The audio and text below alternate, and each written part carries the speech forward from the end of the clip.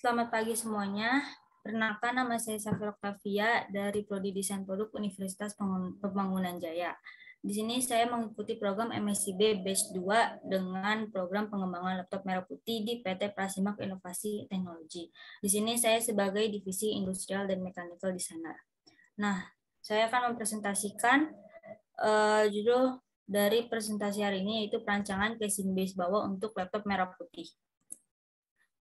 Di sini saya akan membahas 3 poin. Yang pertama itu capaian kegiatan, yang kedua hasil proyek, yang ketiga lampiran. Jadi langsung saja. Yang pertama itu ada capaian kegiatan. Di sini kami sudah mencapai detailing 3D model final. Dan kita belum tercapai pada 3D printing, finishing, dan assembly karena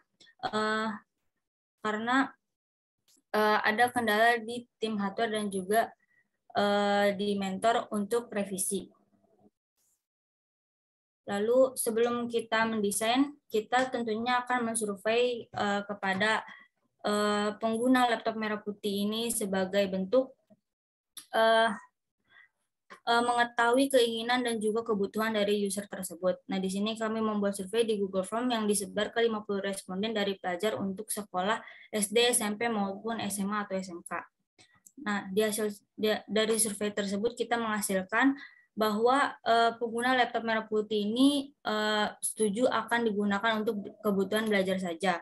Lalu banyak pengguna laptop merah putih ini yang melakukan pembelajaran melalui internet. Lalu juga jarang adanya pembelajaran dilakukan di malam hari dan juga di kendaraan. Nah, untuk keinginan dari user tersebut yaitu desain laptop harus simpel dan minimalis, desain laptop harus compact, dan juga pembelian dari laptop ini jika bisa digunakan untuk jangka waktu yang panjang. Lalu setelah survei, kami mengadakan observasi. Nah, observasi ini mengenai tren desain laptop masa kini. Dan di sini ada tren laptop masa kini. Yang pertama itu layar laptop dengan bezel yang tipis. Lalu yang kedua ada desain yang minimalis. Desain yang minimalis dengan laptop masa kini yang makin ke sini base bawah dari laptop tersebut makin tipis. Yang ketiga, laptop masa kini dapat ditekuk 180 sampai 360 derajat dengan dua fungsi yang berbeda, yaitu bisa menjadi laptop dan juga bisa menjadi tablet. Nah, untuk laptop masa kini juga banyak laptop masa kini yang menggunakan fingerprint untuk alasan keamanan dan juga privasi si pengguna. Setelah survei dan observasi itu selesai, kami menganalisa dan mendapatkan konsep desain dan batasan konsep. Yang pertama, konsep desain ini adalah kriteria desain yang akan kita buat menjadi acuan laptop merah putih ini. Yang pertama itu desain minimalis, yang kedua material tahan lama, yang ketiga harga terjangkau, dan yang keempat efisien. Nah, untuk batasan konsep, karena kita bekerja sama dengan tim hardware, maka kita akan menyesuaikan juga dengan tim hardware dan keputusan kami bersama. Yang pertama itu kami harus menyesuaikan motherboard yang sudah hardware buat. Lalu yang kedua, kami harus menyesuaikan ketebalan laptop, dan kita sudah mesepakati laptop merah putih minimal ketebalannya itu 1,8 cm. Dan juga kami menyepakati kalau laptop merah putih ini hanya untuk penunjang belajar, tidak untuk bermain game, dan juga tidak untuk mendownload software yang berat. Lalu setelah konsep desain ini ada, kami melanjutkan untuk brainstorming dan juga sketsa desain. Nah, di sini ada beberapa sketsa desain saya yang sudah saya buat, dan yang terpilih adalah desain sketsa yang pertama ini. Karena desain yang pertama ini sesuai dengan kriteria dari konsep desain yang sudah kita buat. Lalu setelah sketsa selesai, kami melanjut ke alternatif desain. Nah, untuk alternatif desain ini ada 3 alternatif, yaitu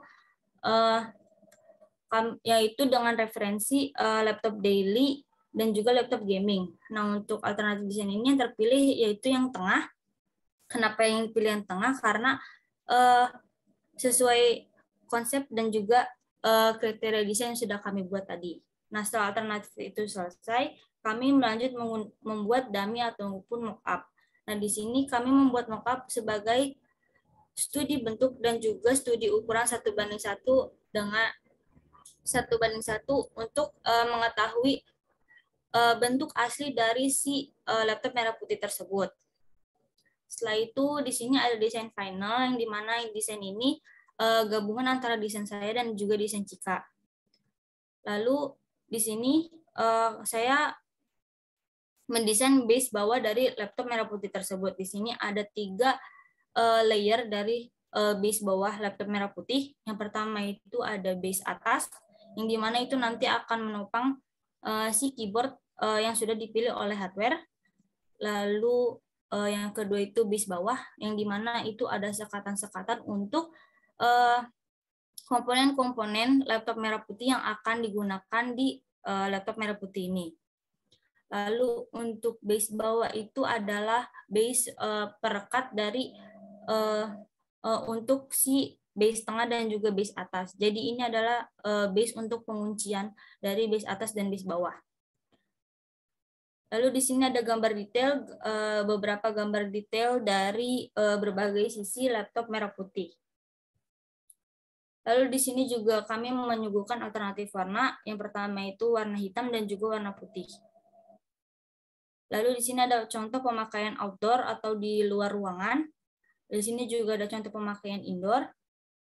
Lalu jika laptop merah putih ini berlanjut untuk memproduksi massal, di sini kami mempunyai 2 pilihan material. Yang pertama itu material ABS dengan kelebihan tahan panas, mudah dibentuk, dan juga harganya terjangkau.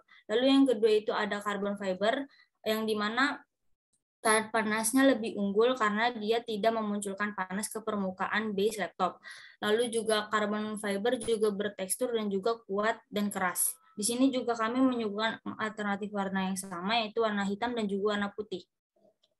Lalu untuk aplikasi yang kami gunakan pada pembuatan laptop merah putih ini, yaitu untuk 3D design, file masternya itu kami menggunakan Rhinoceros. Lalu untuk gambar teknik, kami menggunakan Autodesk Fusion karena di situ lebih detailing. Dan untuk rendering, kami menggunakan Keyshot 70 Pro. Lalu di sini ada, yang terakhir ada lampiran, yang dimana di sini ada foto kami ketika kami berdiskusi bersama semua tim. Lalu di sini ada lampiran ketika saya membuat mockup. Lalu di sini ada laporan mingguan, presentasi mingguan bersama seluruh tim dan juga seluruh mentor. Lalu di sini juga ada dokumentasi setelah presentasi bersama Ketua Lab Universitas Indonesia. Baik, sekian dari saya. Sekian presentasi dari saya. Kurang lebihnya mohon maaf. Terima kasih. Oke, halo semuanya. Perkenalkan, nama saya Fardila Cikarienta dari Universitas Pembangunan Jaya, program studi desain produk, bergabung pada program MSIB Batch 2 di PT Prasimak Inovasi Teknologi dalam kegiatan pengembangan laptop merah putih dengan bagian industrial designer. Oke, pada kesempatan hari ini saya akan mempresentasikan final report perancangan casing layar laptop merah putih.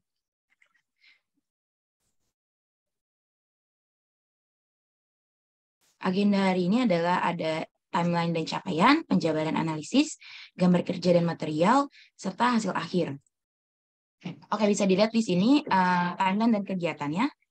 Di sini ada yang berwarna hijau dan yang berwarna merah. Yang berwarna hijau berarti sudah tercapai, dan yang berwarna merah itu belum tercapai. Pada bulan pertama kami ada kegiatan pembekalan materi industrial design dari pihak Kampus Merdeka dan Intel. Lalu di bulan kedua ada observasi, survei, dan analisa yang telah dilakukan kegiatannya di PT Prasimak. Lalu dilanjutkan dengan brainstorm dan sketsa, lalu dilanjutkan lagi dengan 3D model making, mock-up making, detailing 3D model, and ready to 3D print, dan yang terakhir adalah 3D print, finishing, dan assembly yang belum tercapai karena periode yang telah habis. Untuk kegiatan pertama itu yang kita lakukan adalah survei. Survei adalah langkah awal untuk mengetahui kebutuhan user. User di sini adalah siswa dan siswi dari tiap jenjang pendidikan, yaitu SD, SMP, SMA, dan SMK. Survei ini berisi beberapa pertanyaan yang kami gunakan untuk menjadi referensi dalam kegiatan mendesain. Dari survei yang telah kami buat, kami mendapat hasil survei. Pernyataan pertama adalah laptop digunakan untuk belajar dan kebutuhan pembelajaran. Itu asumsi kami dan hasil surveinya pun sama. Laptop masih membutuhkan banyak external port. Itu merupakan asumsi kami, namun hasil survei tidak sesuai dengan asumsi kami. Pembelajaran banyak dilakukan melalui internet. Kami tidak setuju akan pernyataan tersebut, namun hasil survei menyatakan pembelajaran banyak dilakukan melalui internet. Penggunaan laptop di malam hari jarang digunakan. Asumsi kami adalah setuju, namun hasil survei user masih menggunakan laptop di malam hari. Penggunaan laptop jarang dilakukan saat berada di kendaraan. Kami setuju dengan asumsi tersebut, dan hasil survei juga menyatakan setuju dengan pernyataan tersebut. Desain laptop harus simpel dan minimalis. Itu merupakan asumsi kami, dan hasil surveinya pun menyatakan hal yang sama. Desain laptop harus compact, kami setuju dengan asumsi tersebut, dan hasil surveinya pun setuju. Pembelian laptop digunakan untuk jangka panjang. Asumsi kami adalah iya, dan hasil surveinya pun menyatakan yang sama. Dari hasil analisis tersebut, kami memiliki konsep desain dan batasan konsep. Hasil konsep desainnya itu desain yang minimalis, memiliki material yang tahan lama, harga yang terjangkau dan efisien. Batasan konsep adalah kita harus menyesuaikan motherboard, di mana kita juga bekerja sama dengan hardware engineer sebagai desain PCB-nya, lalu ketebalan laptop, dan laptop ini digunakan hanya untuk penunjang belajar. Lalu hasil sketsa, ini merupakan gambaran awal yang kita lakukan setelah hasil survei, dan ini merupakan sketsa yang terpilih. Lalu software yang kami gunakan untuk 3D making adalah Rhinoceros, dan untuk renderingnya adalah Keyshot. Bisa dilihat di sini kegiatannya pada saat pembuatan model, dan di sini adalah tampilan saat 3D modelnya dibuat. Lalu ini adalah hasil dari rendering dan 3D model. Bisa dilihat yang di tengah adalah pilihan dari laptopnya. Lalu dilanjutkan dengan gambar kerja dan material. Di sini saya mendesain dua bagian, yaitu ada bagian layar yang pertama untuk bagian luar, dan bagian dalam yang terdapat engselnya. Ini adalah gambar kerja untuk yang bagian layar pertama. Lalu ini adalah gambar kerja untuk bagian layar yang kedua.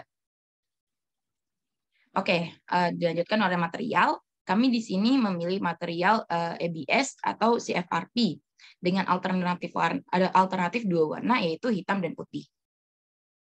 Ini adalah hasil dari laptopnya yang sudah di-rendering. Ini untuk penggunaan outdoor, dan ini untuk penggunaan indoor.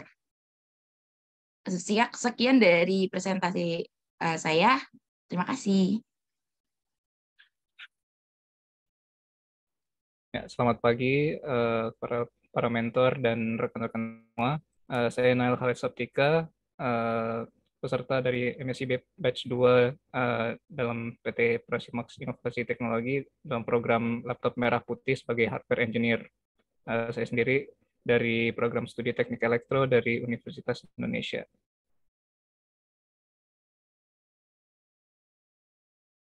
Baik, pada kesempatan kali ini saya akan mempresentasikan mengenai desain battery management system untuk laptop Prasimax. Berikut adalah outline-nya, di mana yang pertama saya akan menjelaskan latar belakang pembuatan BMS, kemudian saya menjelaskan BMS-nya itu sendiri, kemudian saya membahas modul lain yang telah diuji, dan terakhir kesimpulan yang didapat selama hasil magang ini. Yang pertama, latar belakang dari mengapa harus dibuat suatu BMS untuk laptop Prasimax, yaitu laptop pada umumnya diberikan daya menggunakan suatu baterai. Nah, baterai ini butuh suatu sistem untuk memonitor serta mengendalikan output, tegangan, serta kapasitasnya agar dapat menghidupkan laptop tanpa ada masalah. Nah, untuk membuat sistem yang mengontrol baterai tersebut, digunakanlah yang dinamakan Battery Management System atau BMS.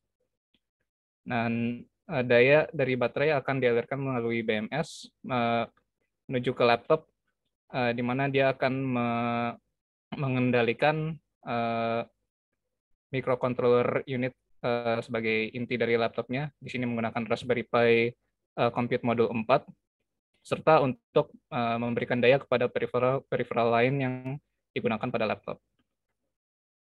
Selanjutnya, untuk konsiderasi BMS-nya itu sendiri, kami sebagai pilihan desain menggunakan baterai lithium 1 sel atau 3,7 volt dengan konsiderasi ruang sehingga membutuhkan bentuk yang tipis seperti halnya pada baterai smartphone ataupun tablet. Untuk dapat men-charge baterai tersebut, kami menggunakan suatu sambungan USB Type-C, serta perlu untuk terdapat fungsionalitas fast charging. Kemudian, agar baterai dapat memberikan daya kepada Raspberry Pi, dibutuhkan tegangan 5 volt, sehingga dibutuhkan suatu boost converter untuk menaikkan tegangan dari 3,7 hingga 5 volt. Baterai juga perlu agar dapat memberikan suplai arus lebih dari 4 ampere karena Raspi membutuhkan 2 ampere menurut datasheet. Dan selama pencobaan kami menemukan bahwa boost converter mengonsumsi arus setidaknya 2 kali lipat dari arus load atau arus Raspberry Pi-nya sendiri. Selain dari itu, kami membutuhkan fuel gauge, yaitu alat untuk mendisplay persentase kapasitas baterai pada laptop, dan suatu power button atau switch yang digunakan untuk menghidupkan atau mematikan laptop seperti laptop pada umumnya. Selanjutnya,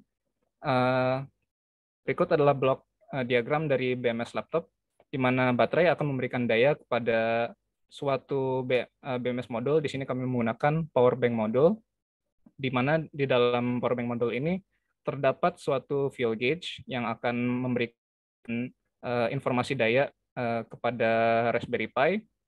Selain itu terdapat modul proteksi dan charging, dan terakhir akan ada modul boost converter, yaitu menaikkan tegangan baterai dari 3,7 volt hingga 5 volt. Daya 5 volt tersebut akan melalui satu power button plus latching circuit, di mana fungsi dari rangkaian tersebut adalah untuk memutuskan ataupun menyambungkan daya kepada Raspberry Pi. Selanjutnya adalah kegiatan kami, yaitu benchmarking, itu pengujian dari berbagai macam modul untuk menguji kesesuaiannya terhadap aplikasi laptop Presimax ini. Yang pertama, modul yang kami uji adalah suatu SparkFun Battery Babysitter. Modul ini kami menggunakan sebagai modul referensi awal, di mana modul ini memiliki keuntungan yaitu terdapat fungsi-fungsi proteksi, charging, dan fuel gauge yang sudah terintegrasi, serta memiliki library yang sudah siap digunakan yang disiapkan oleh SparkFun. Namun, kekurangan dari produk ini adalah produk ini sulit untuk ditemukan karena sudah discontinued dari produsennya, yaitu SparkFun. Selain itu, modul ini tidak terdapat integrated boost converter-nya, sehingga harus memerlukan modul boost converter eksternal agar menaikkan tegangan menjadi 5 volt. Serta selain itu tidak ada fungsionalitas fast charging-nya. Selanjutnya, kami menguji suatu modul 18650 Battery Shield V3. Modul ini menggunakan TP4056 sebagai charger dan FP6298 sebagai boost converter dengan kemampuan hingga 4,5 ampere. Di dalam modul ini terdapat suatu integrated boost converter sehingga dapat langsung menggunakan 5 volt untuk memberikan daya kepada Raspberry Pi, dan kemampuan dari modul ini dapat digunakan untuk arus dengan beban lebih dari 3 ampere. Namun kekurangan dari modul ini adalah modul ini tidak terdapat fungsionalitas fast charging. Selain dari itu, modul proteksi DW01 tidak berfungsi baik saat arus yang melalui modul di atas 2 ampere. Dan terakhir, modul ini memiliki kekurangan, yaitu tidak dapat digunakan untuk mengoutput daya selagi baterainya di-charge. Selanjutnya, kami menguji suatu modul boost converter, yaitu modul XL6009, yaitu modul dengan input 3,2 hingga 32 volt yang dapat menaikkan tegangan menjadi 4 volt hingga 38 volt dengan maksimum output arus sebesar 4 ampere. Kami menemukan bahwa modul boost converter ini memiliki suatu masalah dalam keamanan, yaitu apabila tegangan input mencapai di bawah 3,2 volt, di mana karena kami menggunakan baterai itu sangat mungkin terjadi, tegangan output dapat naik hingga menjadi level yang sangat tinggi dan bahaya untuk Raspberry Pi. Untuk mengatasi hal tersebut, kami mencoba untuk menghubung input dari boost converter ini dengan boost converter lain, namun hal tersebut mengakibatkan overheating pada modul ini, sehingga dinilai tidak aman. Selanjutnya, kami menguji boost converter lain, yaitu boost converter MT3608. Modul boost converter ini memiliki input 2 volt hingga 24 volt yang dapat menaikkan tegangan hingga up to 28 volt dengan maksimum output 2 ampere. Dari hasil pengujian, kami menemukan bahwa arus yang dihasilkan pada modul ini tidak cukup untuk keperluan Raspberry Pi, karena dalam Raspberry Pi sendiri memerlukan setidaknya lebih dari 2 ampere, sementara ini maksimumnya 2 ampere. Sehingga seringkali dalam pengujian terjadi peringatan low voltage warning pada Raspberry Pi. Selanjutnya, kami juga menguji suatu fuel gauge, yaitu fuel gauge LTC 4150 yang menggunakan metode column counter untuk menentukan kapasitas baterai. Modul ini menggunakan metode interrupt untuk mengkomunikasikan data kapasitas baterai, dan terdapat perhitungan untuk kapasitas yang terdapat di website SparkFun. Namun, fuel gauge ini memiliki maksimum input kurang dari 8,5 volt dan kurang dari 1 ampere, di mana Raspberry Pi membutuhkan arus lebih dari 2 ampere, sehingga tidak cocok untuk penggunaan di dalam Raspberry Pi. Selanjutnya, kami menguji suatu power bank, yaitu IP5306. Modul power bank ini memiliki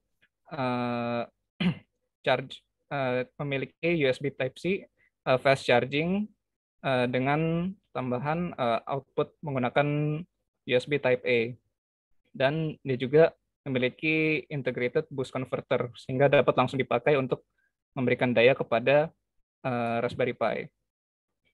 Saat kami menguji modul ini menggunakan suatu baterai 18650 kepada Raspberry Pi, Raspberry Pi dapat dihidupkan tanpa mengakibatkan suatu low voltage warning. Kekurangan yang kami temukan dalam modul ini adalah tidak terdapat suatu metode untuk berkomunikasi dengan fuel gauge yang terdapat dalam modul power bank-nya. Untuk mengatasi hal tersebut, kami mencoba mencari sumber lain, yaitu modul power bank IP5328. Itu modul power bank dengan fitur-fitur yang mirip seperti IP5306, namun dengan tambahan memiliki kemampuan komunikasi dengan fuel gauge menggunakan metode komunikasi I2C. Namun modul ini tidak dapat kami uji karena ketersediaan yang terbatas serta harga modul yang mahal. Di mana kami menggantikan modul ini dengan menggunakan suatu modul berbasis SW6106 dengan fungsionalitas yang hampir sama. Berikut adalah modul LiPo Battery Head yang berbasis SW6106, di mana di dalam modul ini terdapat fungsionalitas fast charging. Dia juga dapat mensuplai daya sekaligus charging dalam waktu yang sama. Dia selain itu terdapat koneksi daya menggunakan USB-A, micro USB-B, dan USB-C, di mana USB-C dapat digunakan untuk fast charging. Dan dia juga memiliki LED untuk baterai, untuk kapasitas menunjukkan kapasitas baterai. Namun LED indikator ini dimatikan saat menggunakan I2C communication. Nah, modul ini memiliki kekurangan, yaitu apabila modul disambung atau dilepas dengan charger, maka dia akan memutuskan daya kepada Raspberry Pi. Hasil pengujian kami adalah modul SW6106 ini memutuskan daya selama 250 milisecond saat memasang charger dan 350 milisecond saat melepaskan charger. Kami juga menguji IP5306 memiliki permasalahan yang mirip, yaitu memutuskan daya selama 45 milisecond saat melepas charger. Kami mencoba untuk mengatasi hal ini menggunakan kapasitor. Kami memasang hingga 6.000 mikrofarad, namun masih belum teratasi. Berikut adalah skematik referensi dari SW6106, dan berikut adalah skematik BMS yang dibuat untuk laptop Prasimax. Perbedaan dengan referensi sebelumnya adalah tidak terdapat pin header untuk Raspberry, serta mengurangi satu koneksi USB micro B karena tidak digunakan dalam laptop. Selanjutnya, kami membuat suatu power button, di mana tujuan dari power button ini adalah untuk membuat suatu tombol yang dapat ditekan untuk menghidupkan Raspberry Pi, serta dapat memutuskan daya apabila terdeteksi shutdown pada Raspberry Pi tersebut. Salah satu permasalahan yang kami hadapi adalah Raspberry Pi membutuhkan waktu cukup lama untuk booting. Dalam iterasi pertama rangkaian power button, kami menggunakan rangkaian latching yang ditambahkan dengan timer 555. Timer 555 ini berfungsi untuk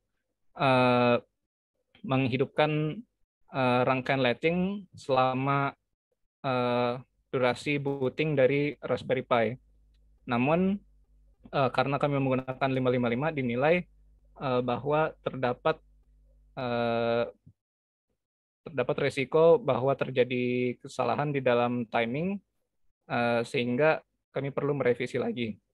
Hasil dari revisi adalah kami menggunakan rangkaian latching berbasis dual MOSFET IRF7319, di mana rangkaian ini akan dalam pengujian di dalam software Proteus dapat menghidupkan Raspberry Pi dengan satu kali tekan tombol dan dapat mematikan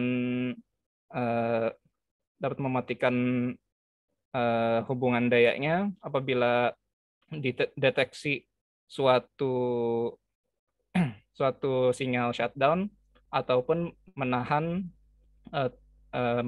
tombol power selama 3 detik. Selanjutnya, modul lain yang telah diuji adalah motor driver kipas untuk fan pendingin, di mana di sini fungsi dari rangkaian ini adalah menghidupkan fan apabila terdeteksi suhu Raspberry Pi melewati suatu batasan suhu tertentu. Selanjutnya, kesimpulan yang didapat dari hasil magang ini.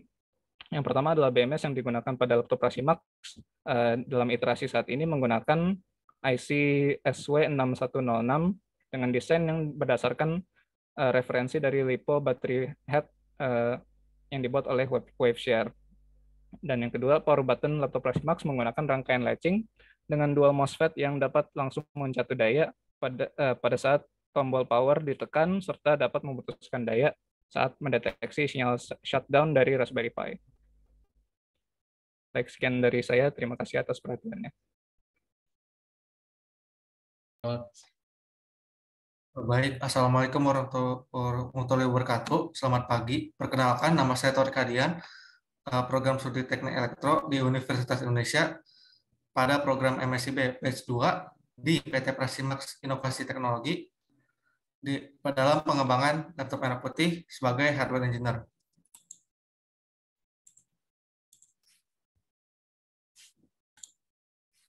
Nah, di sini saya menjalankan program Integrated Hardware and Software Laptop Prasimax. Ini adalah table of content yang akan saya jelaskan pada presentasi ini. Pertama adalah latar belakang, yaitu hal yang mendasari kenapa adanya integrasi hardware dan antara hardware dan software. Yang pertama itu adanya komponen yang vendor berbeda. Di sini kita lihat sebelumnya kita mengambil beberapa IC yang dari vendor berbeda, seperti dari Waveshare maupun dari vendor lainnya. Itu kita tentunya akan berbeda. Vendor juga akan sulit untuk bertukar data. Untuk itu adanya integrasi untuk saling bertukar data dengan protokol standar seperti serial ataupun paralel. Lalu yang kedua ada di mana dari pertukaran data itu kita membutuhkan penampilan dan juga mengatur datanya. Itu gimana pengguna pada laptop kita dapat mengatur datanya seperti untuk memainkan UI-nya, untuk menaikkan menurunkan volume, ataupun juga melihatkan persentase baterai pada laptop kita itu sendiri.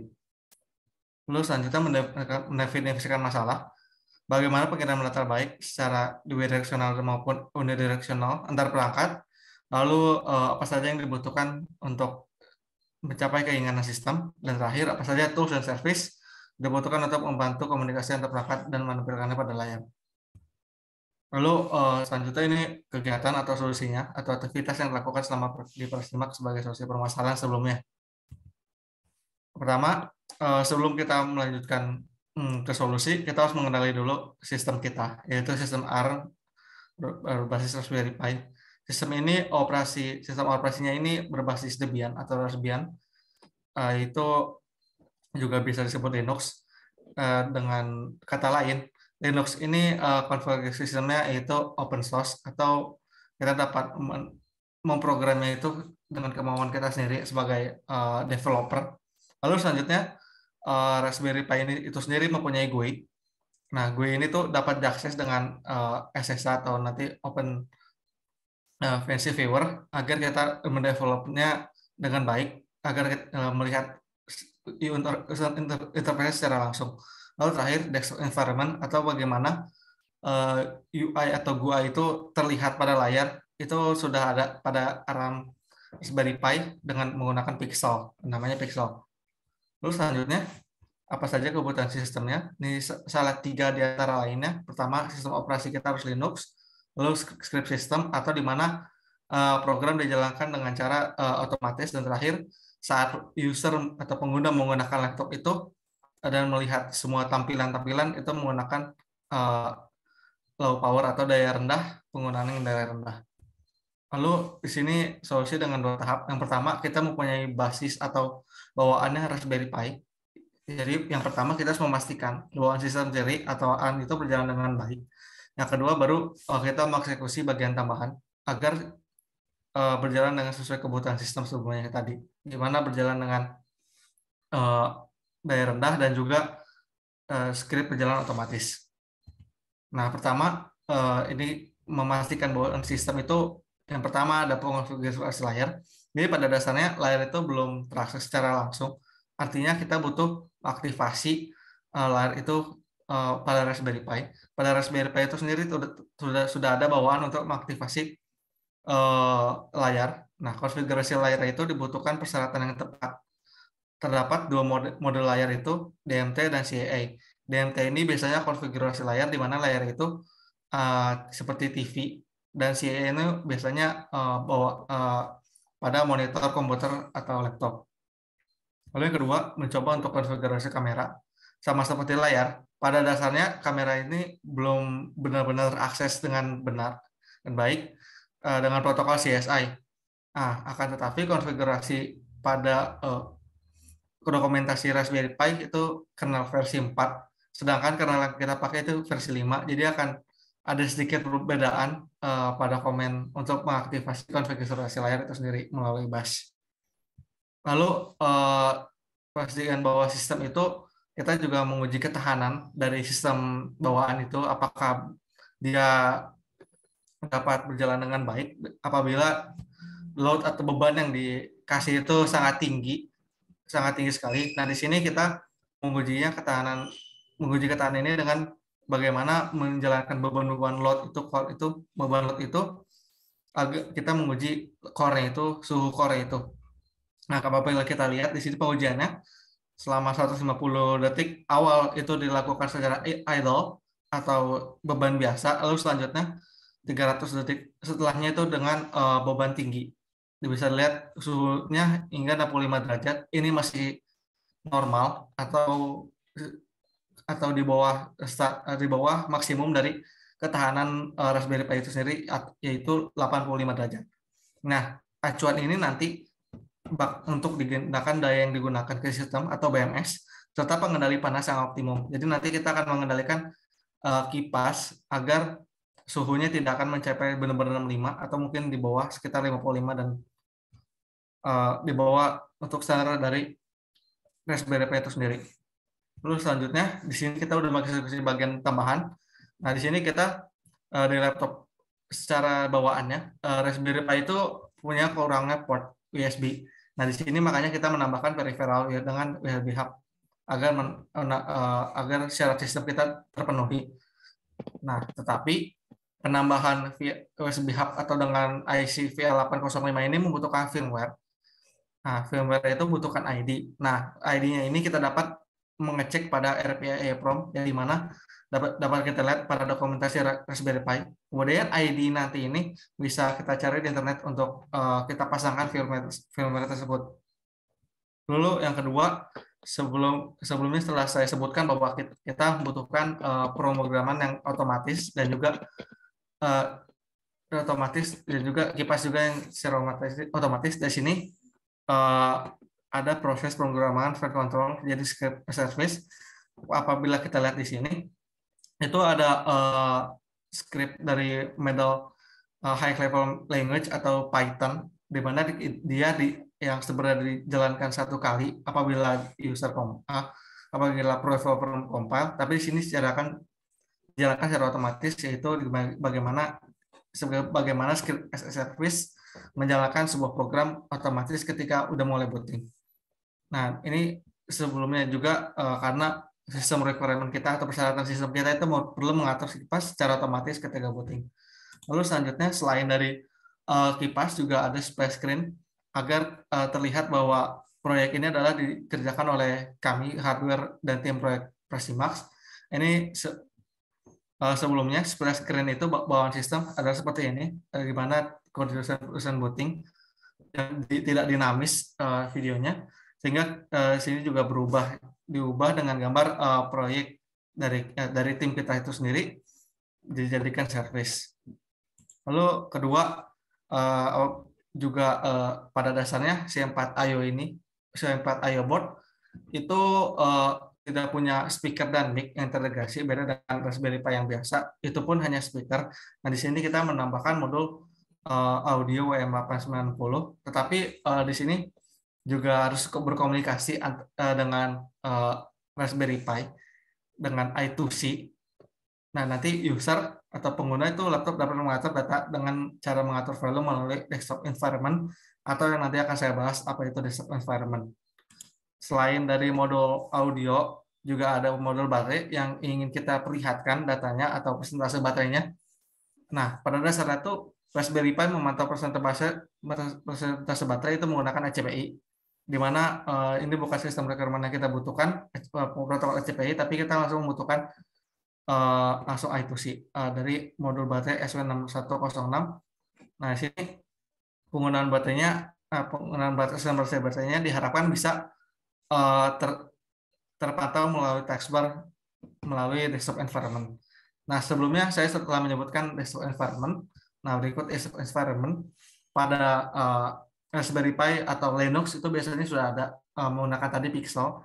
Nah, di sini LXD ini termasuk dari desktop environment yang termasuk Pixel. Nah, pada kebutuhan sistem itu sebelumnya dari persentase baterai dan juga volume itu fitur-fiturnya harus bisa diakses dengan pengguna, tapi dengan rendah daya. Nah, itu menggunakan LXDI. Nah, desktop environment ini merupakan bahwa Linux yang tadi kompatibel menggunakan bahasa low sampai middle level language, atau di mana kita memprogramnya dengan bahasa C, kemudian membentuk-bentuk GUI ini dengan bahasa C, kemudian dimasukkan kepada desktop environment. Kesimpulan yang didapatkan selama magang dan juga kesimpulan tadi sebelumnya, yang pertama, penggunaan protokol I2C ini digunakan untuk memaksimalkan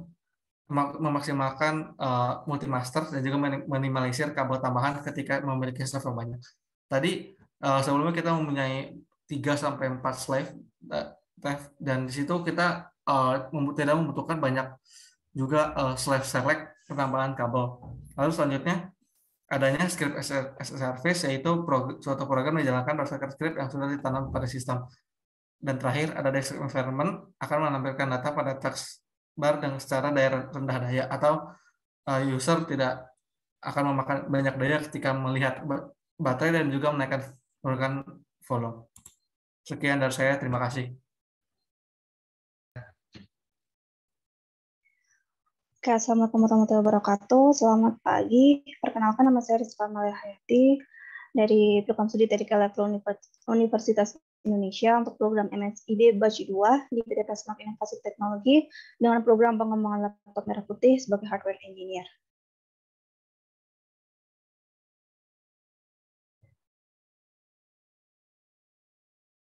Nah, untuk presentasi kali ini saya akan menjelaskan mengenai hasil akhir dari magang ini, yaitu Raspberry Pi C4 untuk pengembangan laptop.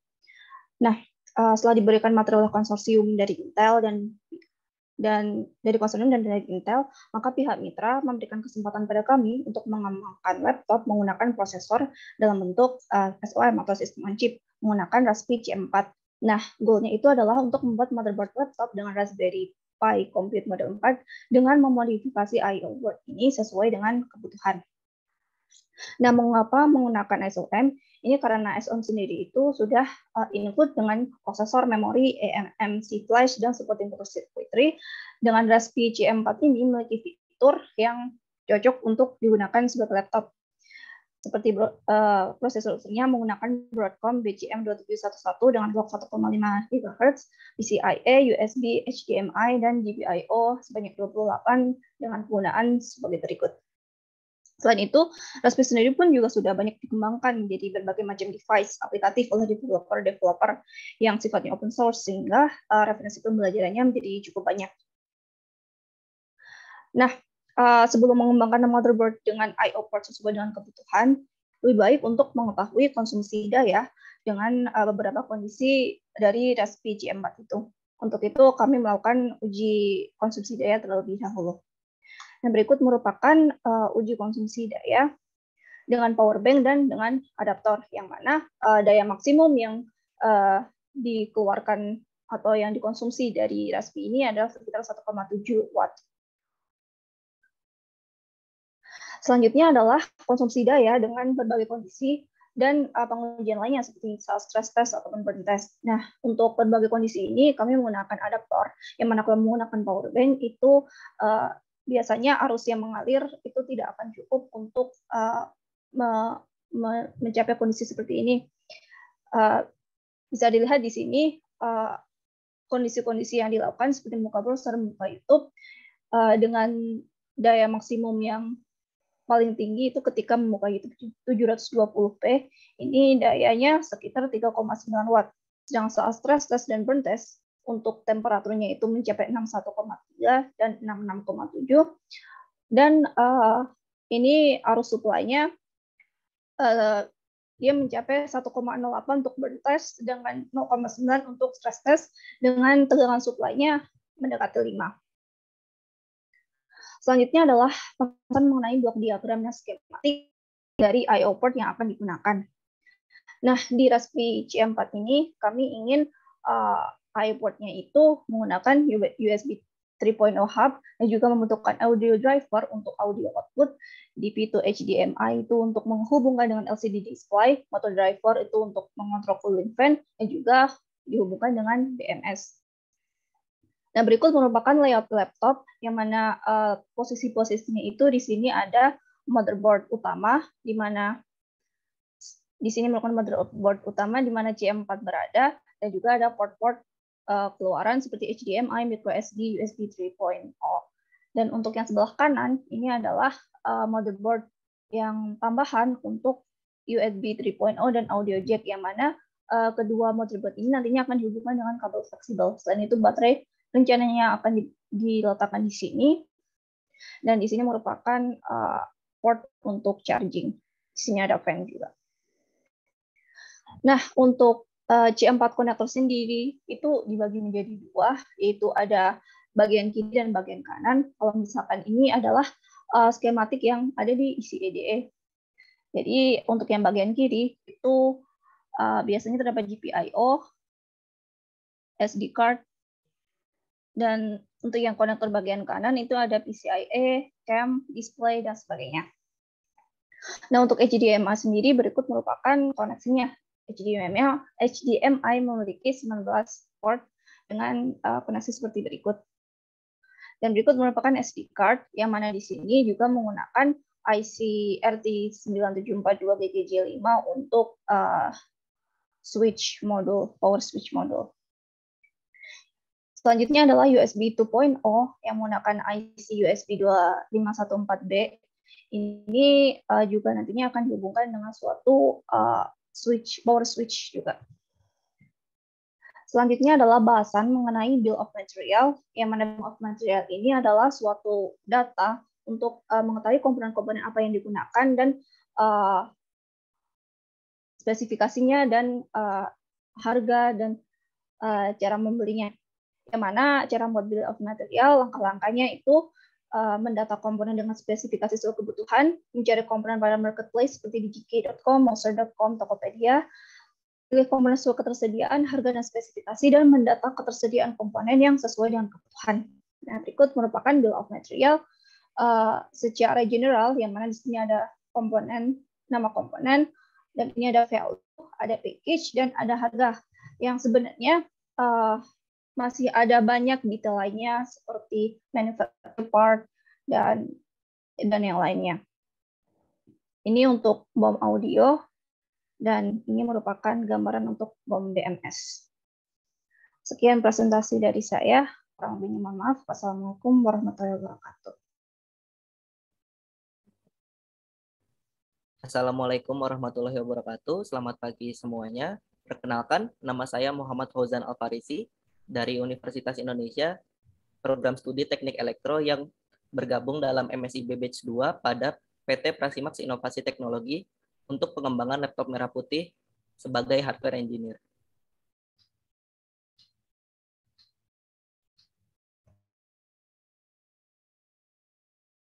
Pada kesempatan ini, saya akan mempresentasikan hasil kegiatan saya selama menjalani kegiatan magang, yakni berjudul Desain PCB Laptop Prasimax. Outline pembahasan dari presentasi ini dibagi menjadi 4 bagian. Yang pertama mengenai latar belakang mengapa saya mengambil tema untuk mendesain PCB dari laptop Prasimax. Yang pertama yakni karena pembuatan desain dari laptop Prasimax ini membutuhkan seseorang yang dapat mendesain menggunakan software yang bernama ECEDA.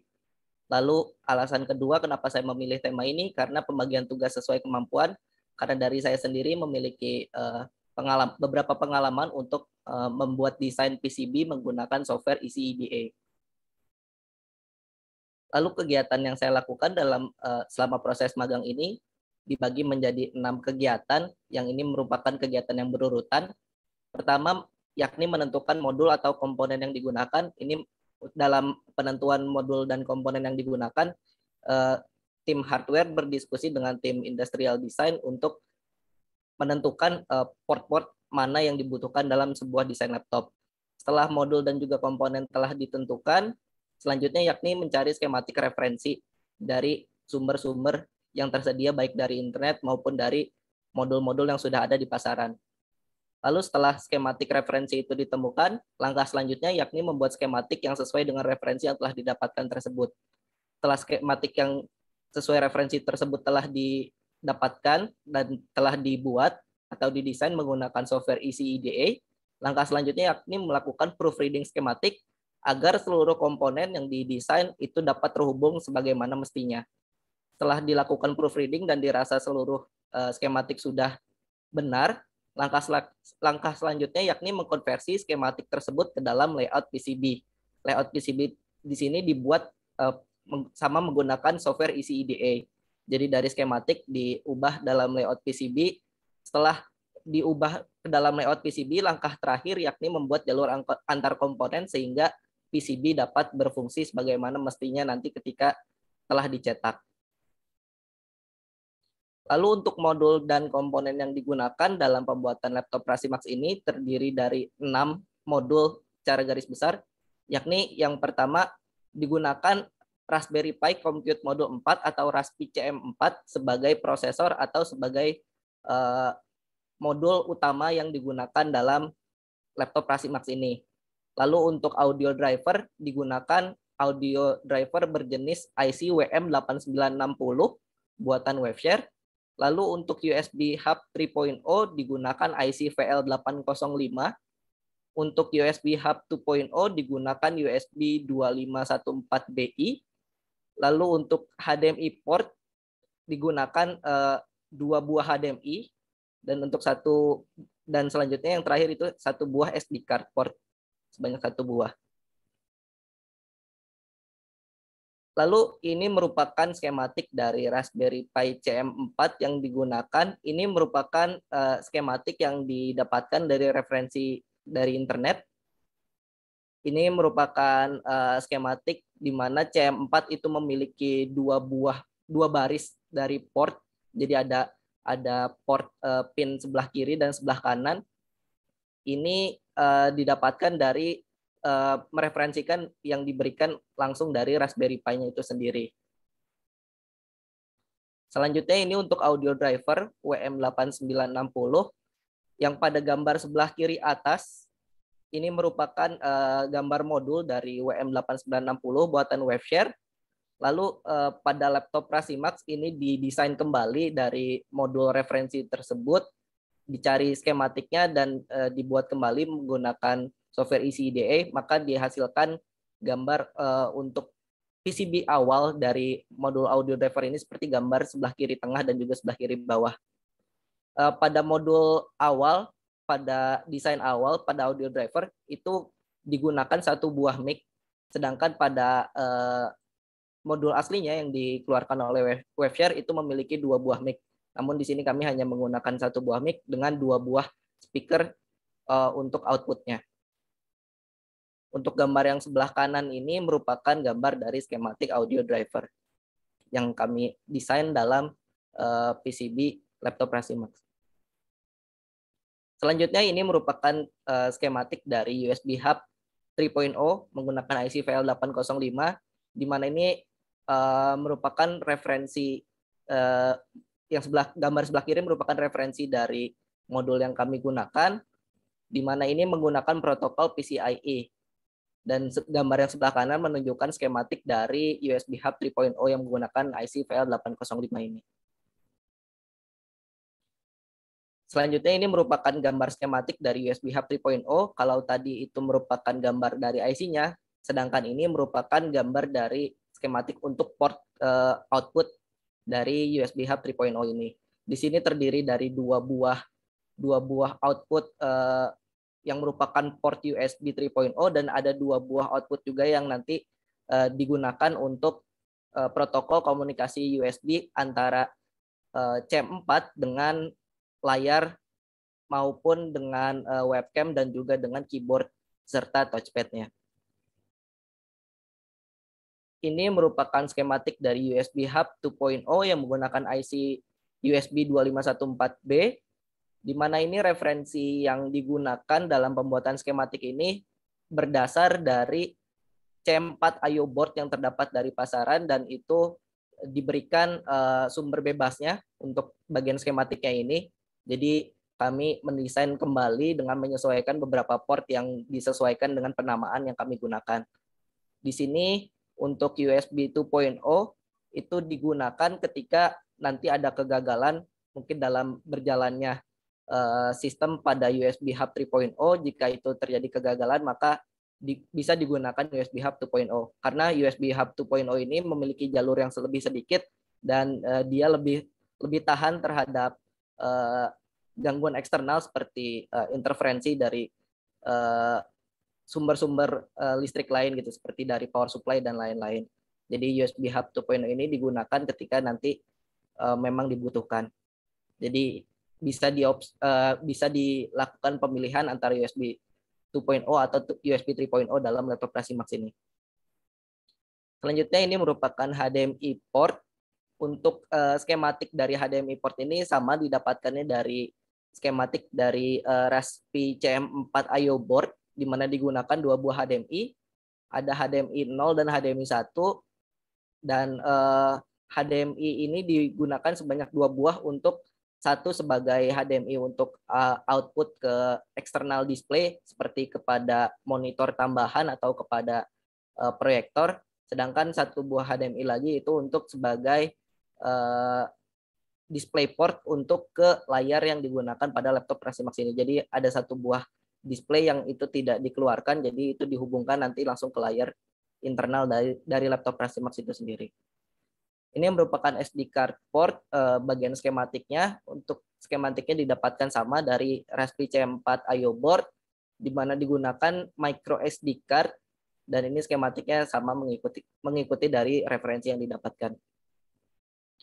Selanjutnya ini merupakan layout dari PCB motherboard laptop Prasimax. Gambar yang sebelah kiri merupakan layout penjalurannya secara 2 dimensi seperti gambar yang sebelah kiri ini, di mana digunakan 2 buah layer atau 2 lapisan atas dan lapisan bawah dalam pendesainan PCB ini. Jadi hanya 2 layer saja digunakannya. Dan untuk yang warna merah menunjukkan itu layer atas, dan untuk yang warna hijau menunjukkan jalur yang berada di layer bawah. Untuk gambar yang sebelah kanan merupakan layout dari 3 dimensi yang dihasilkan pada software ECIDA ketika kita mengcompile gambar 3 dimensi dari PCB yang sebelah kiri ini. Jadi ini merupakan tampak 3 dimensinya. Untuk penjaluran dari PCB yang dilakukan di ECIDA ini menggunakan desain jalur sebesar 0,2 mm untuk jalur sinyal, dan ada beberapa jalur yang menggunakan 0,15 mm untuk bagian USB 3.0, dan untuk jalur power digunakan 1,5 mm sebagai desain rule acuannya. Dan ini sudah sesuai dengan desain rule yang diberikan oleh produsen dari PCB jika ingin dicetak menggunakan pihak ketiga. Ini merupakan layout dari Raspberry Pi CM4 yang gambar kiri merupakan layout 2 dimensinya, sedangkan gambar kanan merupakan tampak dari atas ketika nanti dicetak ke dalam PCB secara fisik. Di sini merupakan layout dari audio driver yang final yang akan digunakan selama proses desain PCB motherboard laptop Prasimax ini. Ini merupakan PCB yang terpisah dari yang motherboard yang sebelah kiri tadi, di mana ini menggunakan IC-nya itu sebagai audio drivers, yakni WM8960. Di sini dihubungkan nanti dengan fleksibel kabel, dan di dalam PCB ini juga ada port untuk USB 3.0. Namun ini nanti akan dijelaskan lebih lanjut pada USB hub. Nah, lalu ini merupakan lanjutan dari yang tadi. Kalau tadi itu di sebelah kanan ada port USB 3.0, di sini merupakan tampak dari IC USB Hub 3.0-nya. Di sini menggunakan VL805, di mana penjaluran untuk sinyal datanya itu menggunakan 0,15 mm, dan ini dari IC ini dihubungkan kepada 4 buah port hub. Jadi ada 2 untuk eksternal yang tadi sebelah, yang pada slide sebelumnya, yakni yang ini dihubungkan, salah satunya dihubungkan ke sini, lalu 3 lainnya ini dihubungkan di dalam PCB sebelah kiri, PCB motherboard yang sebelah kiri, dan ini difungsikan untuk ke eksternal USB 3.0 maupun ke dalam internal USB yang membutuhkan seperti kepada webcam dan juga seperti kepada keyboard dan juga touchpad. Ini merupakan layout dari USB 2.0. Di sini menggunakan USB 2514B. Dan untuk penjalurannya bisa dilihat di sini lebih sedikit dibandingkan yang 3.0 tadi karena hanya membutuhkan 2 buah jalur data. Untuk HDMI port ada 2 buah. Di sini ada yang sebelah kiri ini untuk keluar atau sebagai display eksternal, dan untuk yang sebelah kanan ini merupakan port HDMI untuk kepada layar internal dari laptop Prasimax. Ini merupakan layout dari SD card port, di mana ada 1 buah, ini micro SD card yang fungsinya itu nanti sebagai memori tambahan pada laptop Prasimax ini sendiri. Ini merupakan layout dari power management yang menggunakan port charging-nya itu menggunakan USB Type-C. Untuk layoutnya seperti ini. Untuk fan controller, jadi pada laptop Prasimax ini ada fitur untuk menyalamatikan fan atau menyalamatikan kipas yang akan mendinginkan dari suhu internal dari laptop itu sendiri.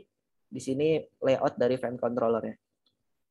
Lalu untuk power switch, ini merupakan fitur untuk tombol untuk kita menyala dan matikan laptop seperti pada umumnya. Jadi di sini tombol powernya layoutnya ada di sebelah kiri, di sebelah port dari charger atau port dari USB Type-C-nya. Lalu kesimpulan dari kegiatan magang ini yakni telah didesain skematik dan juga PCB dari motherboard laptop Prasimax yang berbasis Raspberry Pi C4. Lalu ini ada beberapa pelajaran yang saya dapatkan selama kegiatan magang ini. Yang pertama yakni membuat skematik berdasarkan referensi yang didapatkan dari berbagai sumber seperti dari internet ataupun YouTube ataupun dari modul-modul yang telah ada di pasaran. Lalu selanjutnya yakni mendesain PCB yang sebagian besar menggunakan tipe SMD karena biasanya itu saya menggunakan tipe yang true hole di mana menggunakan 2 sisi dalam mendesain PCB sehingga lebih mudah. Namun ini menggunakan tipe SMD maka ini lebih sulit karena seluruh komponen berada pada 1 sisi saja.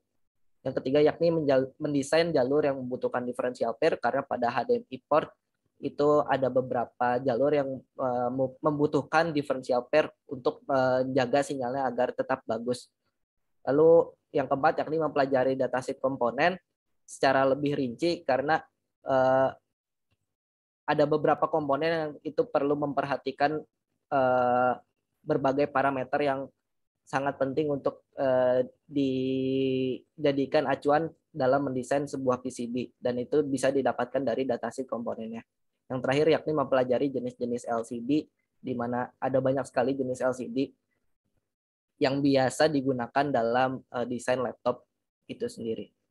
Mungkin sekian presentasi dari saya, kurang lebihnya mohon maaf. Wassalamualaikum warahmatullahi wabarakatuh. Baik, selamat pagi. Perkenalkan, nama saya Febriana Pasunang Sidauruk dari Universitas Indonesia, program studi Teknik Komputer, program MSc Batch 2 dari PT Prasimax Inovasi Teknologi dalam pengembangan laptop merah putih dengan posisi magang sebagai software engineer. Di sini saya akan mempresentasikan hasil dari proyek saya untuk proyek pengembangan aplikasi Arahin.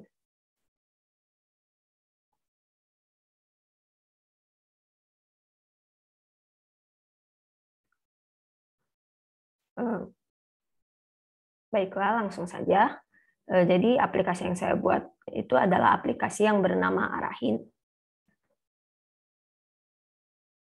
Maksud dan tujuan dari pembuatan aplikasi ini sendiri adalah agar pelajar dapat menemukan dan mengenali lebih awal minat dan bakatnya tanpa perlu melakukan konsultasi. Yang kedua, membantu pelajar dalam mengetahui gaya belajarnya agar informasi pembelajaran dapat diserap dengan baik dan pelajar dapat mengurangi risiko dalam salah jurusan maupun jurusan di kuliahnya. Adapun fitur aplikasi yang ada dalam aplikasi Arahin ini dibagi menjadi dua bagian, yaitu fitur umum dan fitur khusus. Untuk fitur umumnya sendiri ada tes gaya belajar, tes jurusan kuliah, dan tes peminatan SMA. Sedangkan untuk fitur khususnya sendiri ada daftar dan masuk akun, riwayat tes sebelumnya, dan hasil tes dengan rekomendasi dan contoh karir yang cocok. Berikut ini adalah use case diagram dari aplikasi Arahin. Yang pertama, jadi di sini pelajar bisa mengakses beberapa fungsi, yaitu mendaftar atau masuk akun, mengakses informasi, menjawab 3 jenis tes, dan melihat hasil tes. Untuk menjawab 3 jenis tes ini ada 3 tes, yaitu tes gaya belajar, tes jurusan SMA, dan tes jurusan kuliah. Lalu untuk melihat hasil tes, dia dapat mengakses hasil tes sebelumnya dan mencetaknya.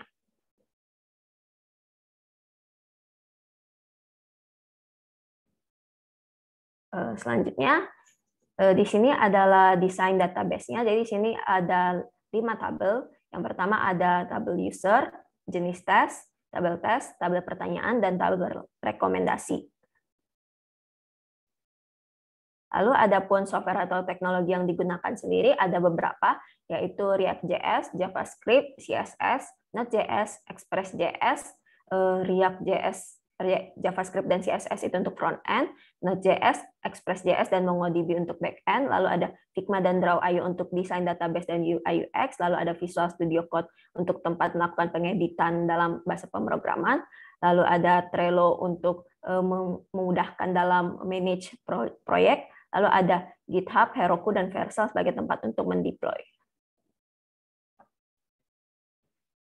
Kemudian untuk timeline dari proyek aplikasi ini sendiri ada beberapa kegiatan. Yang pertama ada analisis kebutuhan user, riset konten pengumpulan data, analisis desain, application mockup, UI UX design, coding front end, coding back end, testing, dan pembuatan dokumentasi proyek. Lalu untuk demonstrasinya sendiri, jadi di sini adalah tampilan dari halaman loginnya. Kita akan memulai dari pembuatan akun itu sendiri. Sebagai contoh, kita membuat namanya sebagai siswa @gmail, dan passwordnya. Baik, setelah itu kita akan login menggunakan akun tersebut.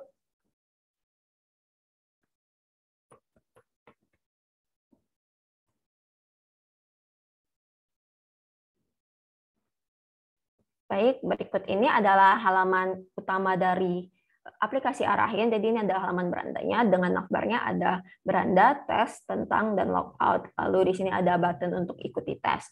Untuk halaman tentangnya bisa kita lihat terlebih dahulu. Di sini jadi menjelaskan tentang aplikasi Arahin ini itu sendiri apa. Berikut ini adalah desain dari halaman tentang tersebut. Lalu kemudian ketika kita mengarahkan ke halaman tes, di sini ada 3 jenis tes yang dapat kita lakukan, yang dapat kita coba, yaitu tes gaya belajar, tes peminatan SMA, dan tes jurusan kuliah. Di sini kita akan mencontohkan untuk tes gaya belajar. Jadi sebelum memulai tersebut, jika kita belum mengambil tes tersebut, maka akan ditampilkan mengenai tes gaya belajar itu apa sendiri, dan jika kita sudah menyelesaikannya, maka ketika kita mencoba untuk mengaksesnya, maka tidak akan teralihkan ke halaman ini lagi, tetapi ke halaman hasil tes. Di sini karena belum, kita akan mengikuti tesnya terlebih dahulu, dan kita mencoba menjawabnya.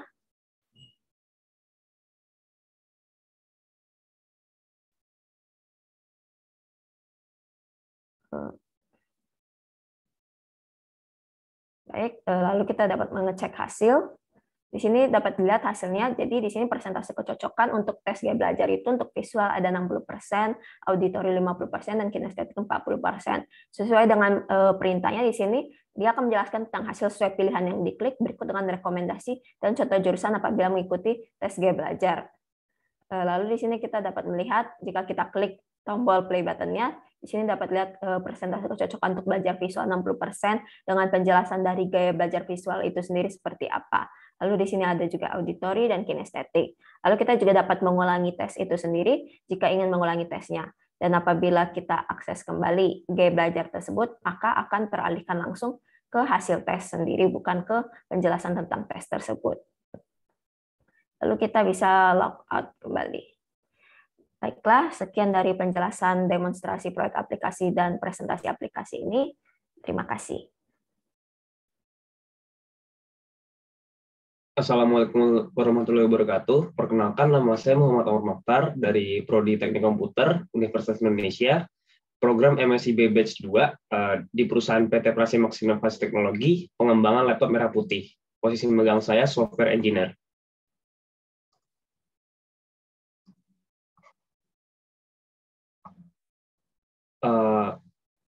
Jadi maksud dan tujuan dari pembuatan aplikasi saya yaitu yaitu memberikan kemudahan untuk menyusun jadwal ke kegiatan di laptop, membantu mengingatkan pelajar dalam proses belajar, memberikan sarana untuk mencatat hal-hal penting menggunakan laptop. Lalu pada aplikasi Ingetin terdapat fitur umum dan fitur khusus. Fitur umumnya adalah kalender, to-do list, catatan harian, jadwal sekolah, profil, dan buat akun. Berikutnya fitur khususnya adalah drag and drop pada to-do list bahasa Indonesia pada seluruh fitur, menarik, dan dapat merubah tanggal pada kalender. Berikut adalah user diagram. Jadi pengguna dapat melakukan login, register, kalender, to-do list, catatan harian, jadwal sekolah, dan profile. Berikut adalah diagram database. Dan ini adalah aplikasi yang saya gunakan untuk membuat aplikasi Ingetin. Yang pertama adalah MongoDB sebagai database dan Node.js sebagai framework-nya, GitHub sebagai penyimpan source code, lalu Figma untuk desain UX, React.js dan CSS sebagai front-end dari aplikasi Ingetin, Visual Studio Code untuk aplikasi yang mewadahi React.js tersebut, Trello untuk manajemen, Express untuk backend juga, Drawio untuk membuat diagram, terus JavaScript untuk bahasa pemrogramannya, Heroku dan Vercel untuk deploy. Kemudian ini adalah jadwal kegiatannya, jadwal pembuatan aplikasi, yaitu pertama analisis kebutuhan user, analisis desain, application mockup, UX design, coding front end, coding back end, testing, dan pembuatan dokumentasi project. Jadi berikut adalah aplikasi Ingetin. Jadi yang pertama, buat akun terlebih dahulu.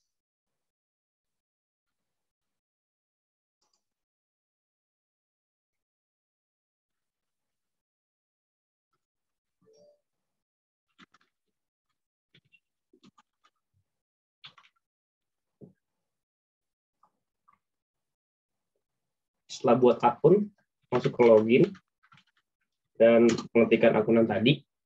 Oke, login berhasil dan masuk ke dalam landing page yaitu kalendernya. Dalam landing page ini terdapat di sebelah kiri terdapat sidebar yang berisikan profile paling atas, to-do list, kalender, catatan harian, dan jadwal sekolah. Yang pertama di sini ada kalender. Di sini bisa mengganti bulan seperti ini caranya, klik panah. Lalu untuk misalkan ngeklik hari ini untuk kembali ke tanggal yang hari ini sedang diniin. Lalu untuk membuat table event tinggal mencet kolomnya. Nanti di sini tinggal tulis judul misalkan UAS. Lalu langsung terdisplay di sini udah ada Monday Juli 04 sesuai dengan kalender. Lalu matematika dan milih warna. Nah, misalkan pengen diganti, ini tinggal dipencet lagi dan mengganti. Lalu untuk misalkan ingin mendelete, tinggal mencet delete. Oke. Lalu kemudian di sini kita ke profile. Pada profilnya terdapat button keluar, button save. Di sini untuk memasukkan gambar, ini nama, email, umur, nomor telepon, dan ini untuk menceritakan tentang diri kamu. Oke, yang pertama ini kita coba masukkan gambar terlebih dahulu. Contohnya seperti ini.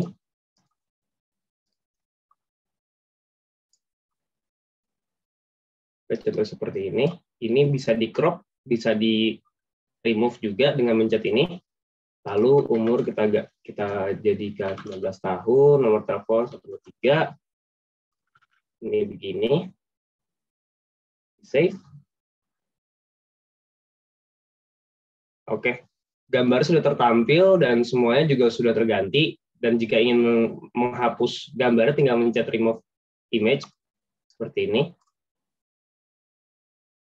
Bentar. Oke, ketika di remove image, gambar sudah hilang. Lalu kita ke to-do list. Pada to-do list ini terdapat 3 activity, yaitu aktivitas, proses, dan selesai. Cara menulis aktivitasnya dengan cara mengklik tombol di kiri atas, lalu masukkannya. Misalkan di sini tuh ada mencuci pakaian. Klik tambahkan. Lalu belajar. Klik tambahkan, terus tutup. Nah, di sini tuh kita memiliki fitur yaitu drag and drop. Jadi seperti ini bisa langsung digeser-geser saja. Lalu pada setiap kolom di sini nih terdapat button untuk delete-nya seperti ini. Nah, itu langsung terdelete. Lalu kemudian kita ke catatan harian. Pada catatan harian ini terdapat judul, terus tentang hari ini, dan tambahkan. Jadi di sini tuh untuk menceritakan tentang pengalaman kamu di hari itu. Jadi misalkan pada hari ini kamu mendapatkan nilai jelek. Lalu pilih tanggalnya, misalkan hari ini, cerita tentang hari ini, yang berarti misalkan kamu jeleknya di bagian matematika. Matematika dapat nilai 50. Nah, klik tambahkan, lalu terdisplay di sebelah kanan sini. Ini untuk delete, di sini judulnya dan ini tanggalnya yang tadi sudah di-set. Lalu untuk melihatnya tinggal dipencet aja. Jadi seperti ini keluar modal, di sini judul, di sini isinya, dan ini tanggalnya. Kemudian ke bagian jadwal sekolah. Pada jadwal sekolah ini terdapat nama, kelas, dan di sini tuh row-nya untuk jadwalnya nanti.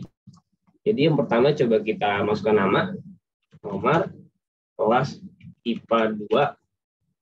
Lalu untuk menambahkan row-nya ini dengan cara klik tambahkan di sini, nanti itu akan menambah dengan batasan sebanyak 10. Jadi misalkan udah sampai 10 ini udah nggak bisa tambahkan lagi seperti ini.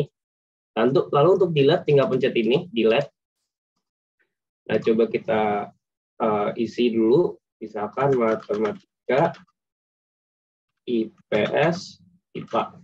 Lalu misalkan udah selesai, dipencet simpan.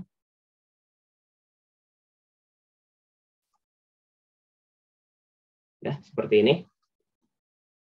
Lalu ketika kamu ingin melakukan logout atau sebagainya, kamu tinggal bisa klik keluar. Terima kasih atas perhatiannya. Wassalamualaikum warahmatullahi wabarakatuh.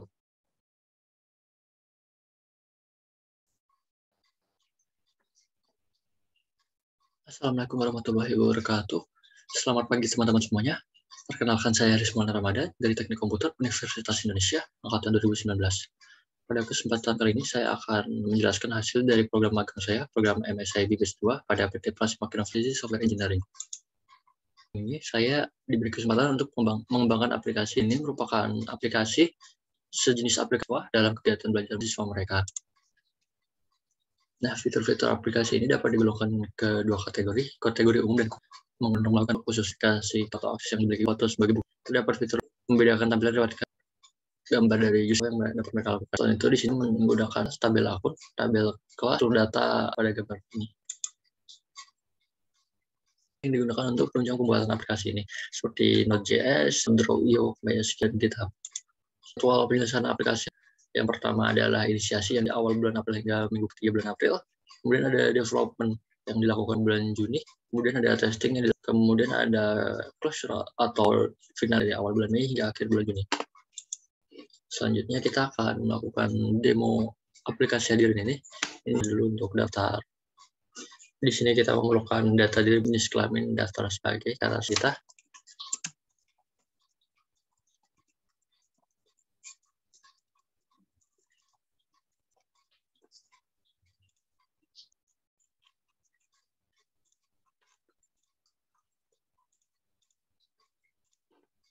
Sebagai siswa.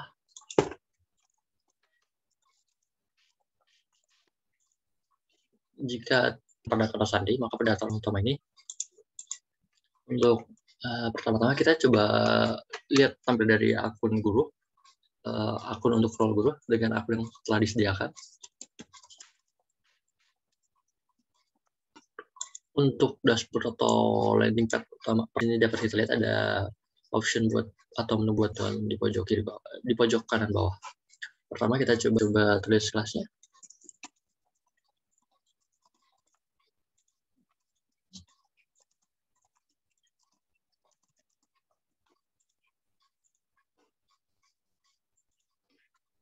Oke, kita coba.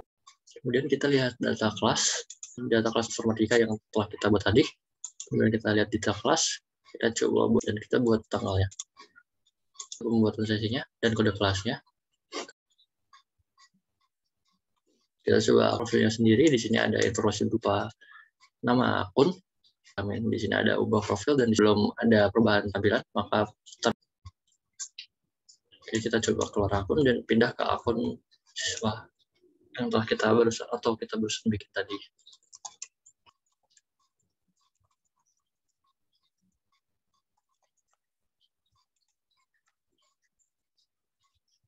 Siswa kurang lebihnya utamanya di sini ada presentasi.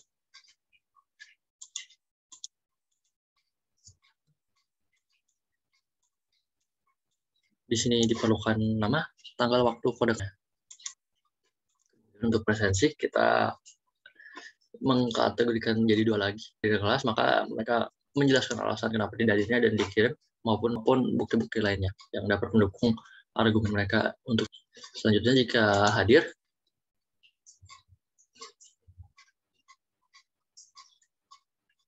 Di sini kita dapat lihat gambar kita pencet tengah.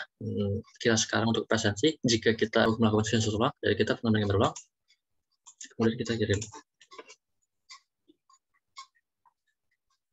Oke, di sini juga ada beda dengan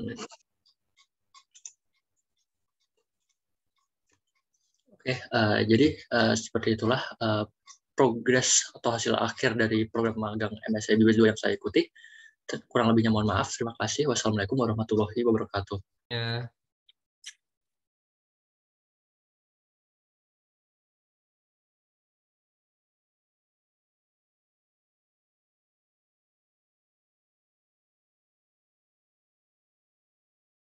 Assalamualaikum warahmatullahi wabarakatuh. Perkenalkan, saya Aprilia Rahmawati, Teknik Komputer dari Universitas Indonesia, program MSIB Batch 2, PT Prasimak Inovasi Teknologi, dalam pengembangan laptop merah putih sebagai software engineer. Baik, di sini saya sebagai pembuat proyek aplikasi Bacain, di mana aplikasi Bacain sendiri adalah memiliki maksud dan tujuan. Yang pertama, membantu pelajar di Indonesia untuk memenuhi kebutuhan pelajar. Yang kedua, memperkenalkan kemajuan teknologi dengan menjadikan perpustakaan menjadi multifungsi, meliputi penggandaan koleksi, pengembangan koleksi, dan sirkulasi koleksi buku. Dan yang ketiga adalah mencoba memberikan pelayanan perpustakaan yang mudah dan menarik.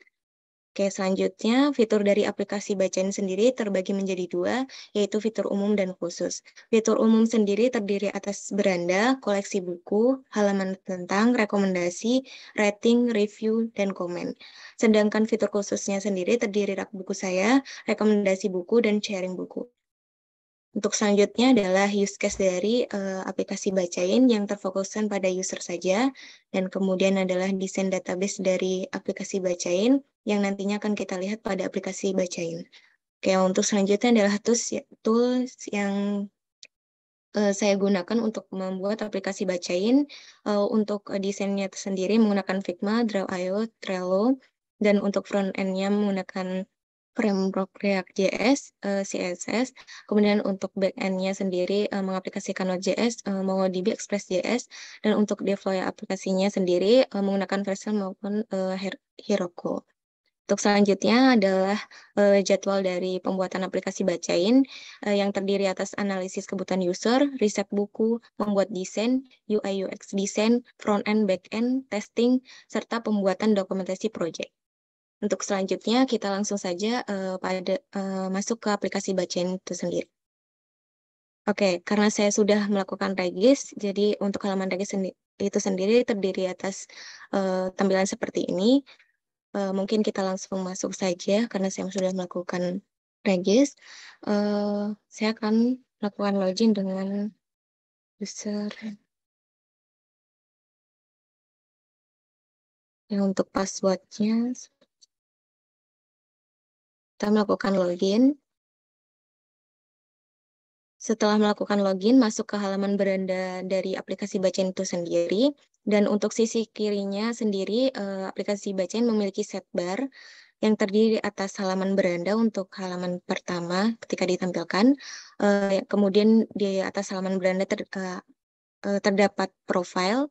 Untuk di bawah sisi halaman beranda ada rekomendasi, rak buku saya, koleksi, tentang, dan halaman untuk logout.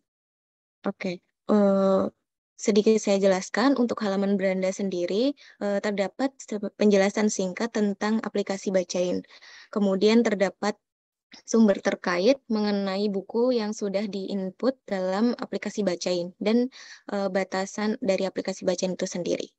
Kemudian kita lanjut ke halaman profile. Di halaman profile kita bisa memasukkan gambar. Kita bebas memasukkan gambar apa saja. Karena file terlalu besar, jadi tidak bisa diinputkan. Kita boleh memilih gambar yang lain. Oke, kita bisa mengaturnya sendiri.